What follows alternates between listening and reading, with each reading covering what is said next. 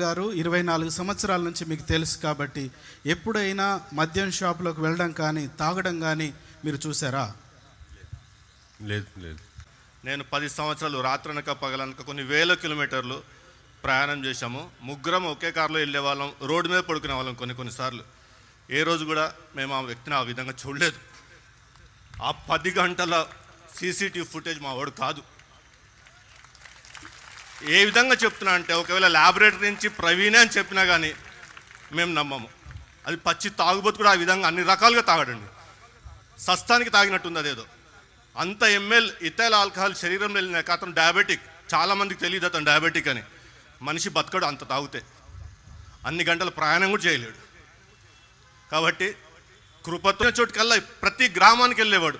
2027 వరకు కూడా నా క్యాలెండర్ ఫ్రీగా లేదు. ఎవరిని కూడా ఆ విధంగా చూడలేదు. ఆ విధంగా తాగేవాడైతే ప్రతిరోజు తాగాల, లేదా వారానికి 2-3 సార్లు తాగాల. ఆ వ్యక్తి కాదు అతను. నేను ఎక్కడ దెబ్బతినంటే బెనరంతో అన్నా మా వాడికి వచ్చిన బాధ ఏంటన్నా, రోడ్డు మీద కూర్చున్నాడు, ఆ విధంగా కూర్చున్నాడు, మా వాడినా కనుక్కో అన్నా అని అడిగా. విజయవాడలో ఫుటేజ్ అది నా గుండె ఎట్లా అంటే కుళ్ళబొడుస్తుంది. ఇట్లా కూర్చొని ఏదో కోల్పోయినట్టు కృంగిపోయిన వ్యక్తిని ఇంతవరకు చూడలేదు. చూడండి ఆ చిరునవ్వు. 10 సంవత్సరాలు అదే చిరునవ్వు చూసేవాడిని.